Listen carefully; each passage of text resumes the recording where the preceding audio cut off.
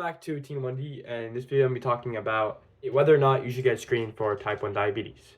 So first, to introduce the topic I'm going to be talking about, I'm going to give some context about what diabetes is and how you get diagnosed in diabetes, or the process of getting diabetes.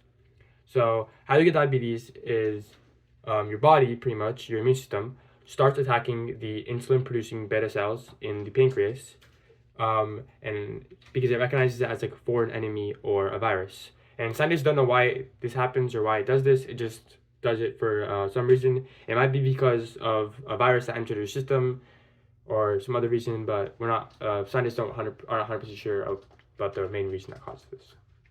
So how this relates to screening is that when your body attacks these beta cells and kills them off, it releases these antibodies. And these antibodies can be detected by different tests, and thus you can screen for these antibodies and see if you have diabetes or not.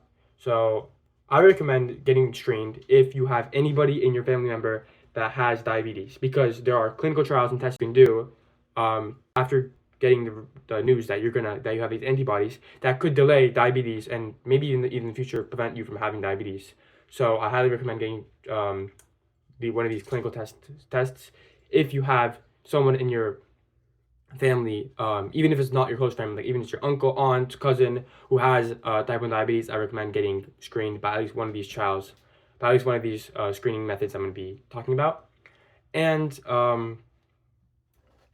yeah, because even though like the chances might be slim, it'll help just for the reason I said, and also it'll help knowing in advance, because then, like, I don't know, you can like eat more stuff or like live more freely, or just do things you wouldn't be able to normally do if you know you're gonna already get diabetes, and it'll just prepare you for what's to come more. And maybe it'll also help you stop you from like having to go to a hospital or being put in DKA, which is diabetic ketoacidosis, before going to the hospital, so you won't have to go to the hospital before diagnosis. And then moving on to the actual screenings, I would recommend using something called TrialNet, which is completely free, and this screens for two of the antibodies, which is the GAD and the microinsulin, or MIAA antibodies.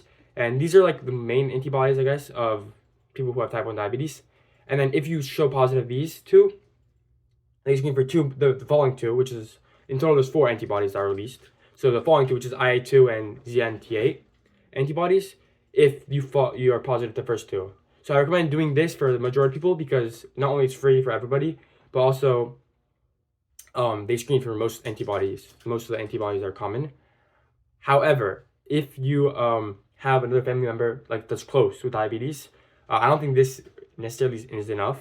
For example, if you have like a twin brother or a twin sister, or just a close relative like a brother or sister, or even a parent with diabetes, I recommend doing multiple screenings. For example, my twin brother, he right now does not have diabetes, and I do, type 1 diabetes. And he got screened by TrialNet, and they said that he was negative for both the GAD and microinsulin, MIAA. However, I was negative for the MIAA as well, and I was only positive for GAD. So, and I was positive for other antibodies as well. So what he might be is he might just be negative for one of those antibodies and positive for other ones instead. So it's not really safe for people like him, for close relatives, in my opinion, for you to only get one testing, because it only tests for 2 antibodies before testing the other 2 if you're positive. So it only tests for half the antibodies. So I'd recommend getting another screening for another if you're really close to a family member that has diabetes. For example, getting it at like asking your pharmacy for one, or your doctor for one, to prescribe you one.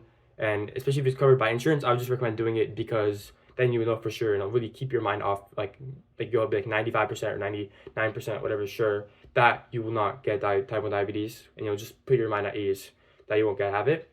Versus now, like, we're having to get another set of tests prescribed to my brother.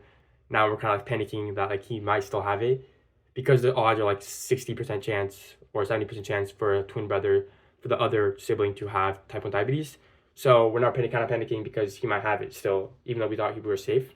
So I recommend everyone just have it, so they don't have to panic, so they can just get their worries over with, do both the TrialNet and prescribe one or another one, just so they can stop being worried and just get over it, and make sure that they don't have type 1 diabetes.